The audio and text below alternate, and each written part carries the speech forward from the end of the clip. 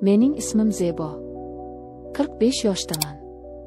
Beva qolganimga 10 yil bo'ldi. Butun hayotimni yagona qizim Layloga bag'ishladim. Uni o'qitdim, undirdim va nihoyat 2 yil avval ko'zimning oqiyu qarosi bo'lgan Layloni uzatdim. Kuyovim Farruh 28 yoshli, kelishgan, aqlli, tadbirkor yigit. Qizimni shunday sevardiki, men ularning baxtiga qarab to'ymasdim. O'zim erisha olmagan baxtni qizim topganidan xursand edim. Dastlab Farruh menga shunchaki yaxshi kuyov edi. Hurmatli, mehribon. Onajon deb tursa yuragim erib ketardi. Men unga o'z o'g'limdek qarardim. Ammo vaqt o'tgani sari nimalardir o'zgara boshladi.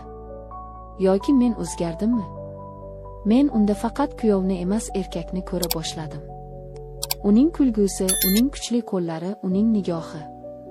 Bir kuni hovlida ikkovimiz yolg'iz qoldik. Qizim dugonalarnikiga ketgandi. U menga suv olib keldi. Qo'li qo'limga tegdi. Tok urgandek bo'ldi. Men tezda qo'limni tortib oldim. Ammo uning ko'zlariga qaraganimda u ham qizarib ketgandi. U ham his qilgandi. O'sha kundan boshlab oramizdagi ko'rinmas parda yirtilgandek bo'ldi. Bizning nigohlarimiz to'qnashganda endi shunchaki qarash emas, bu otash edi. Men bu hissiyotdan qo'rqdim. O'zimni koyidim. Bu gunoh. Bu xiyonat. Ammo yuragim buyruqqa bo'ysunmasdi.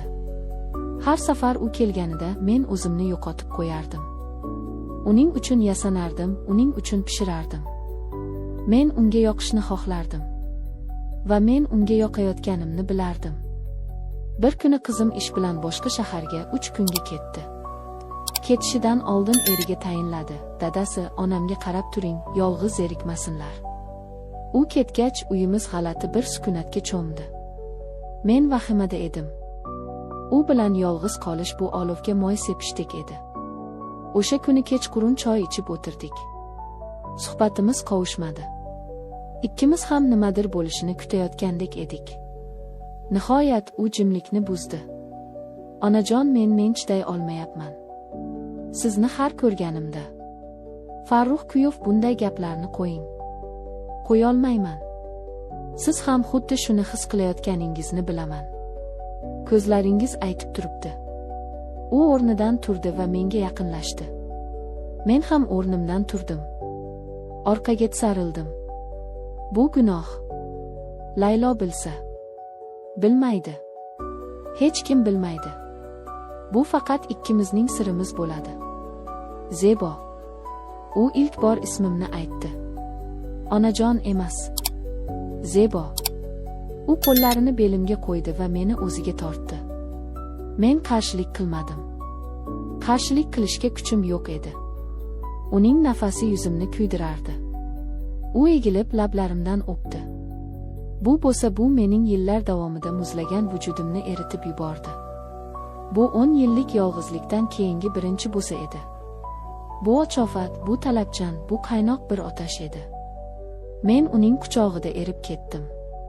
Qo'llarim beixtiyor uning sochlarini topdi. Men uni o'zimga yanada qattiqroq tortdim. U meni ko'tarib oldi. Men yengil qushdek edim. U meni qizimning yotog'iga emas, mening yotog'imga olib kirdi. Bu mening yolg'iz tunlarim o'tadigan joy edi. Endi u yolg'iz emasdi. U meni avaylab yechintirdi. Uning qo'llari tanamning har bir nuqtasini o'rganardi. Go'yo men yillar davomida kashf etilmagan bir xazina edim.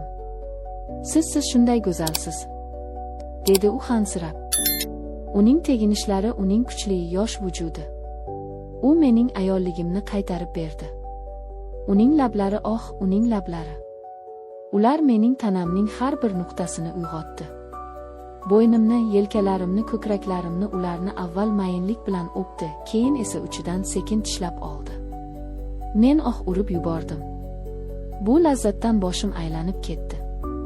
Men uni mahkam quchoqlab tirnoqlarimni yelkasiga botirdim. Uning issiq nafasi kindigimdan pastga tushdi. Uning tili. Mazza. Men bunday lazzat borligini bilmagandim. Men faqat ingray olardim.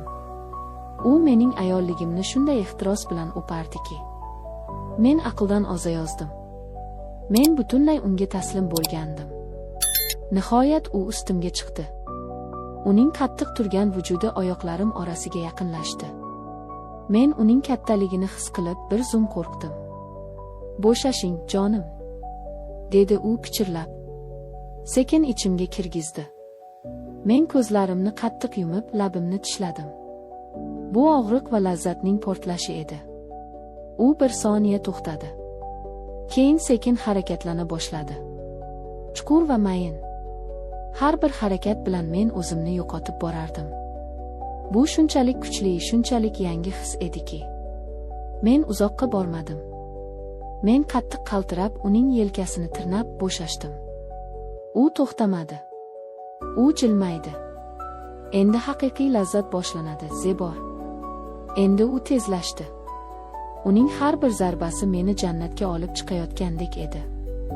Men uning belini tirnardim, oyoqlarimni uning beliga chirmadim. Uning ingrashi mening ingrashim. Biz ikki vujud emas, bir butun olov edik. Nihoyat u chuqur ingrab sochlarimdan tortgancha ichimga otildi. Men ham uning ortidan larzaga keldim, butun tanam qaltirab bo'shashdi. Biz bir necha daqiqa shunday qoldik, terlagan, hansiragan, ammo allaqanday bir g'alati, gunohkor baxtni his qilgan holda. O'sha tun biz tonggacha uxlamadik. Uning kuchi, uning yoshlik ehtirosi meni hayratga solardi. U mendan yana va yana lazzat olardi, men esa unga o'zimni butunlay bag'ishlardim. Biz har xil uslublarni sinab ko'rdik. U meni shunday mahorat bilan erkalardiki, men yillar davomida tanamda shunday otash yashiringanini bilmagandim. Ertalab uyg'onganimda u yonimda edi. U meni kuzatib yotardi. "Siz ajoyibsiz", dedi u pichirlab va yana o'pdi. Ammo quyosh nurlari derazadan tushishi bilan haqiqat yuzimga urdi. Men nima qilib qo'ydim? Men qizimga xiyonat qildim. Uning eri bilan o'z yotog'imda. Qizim safardan qaytdi.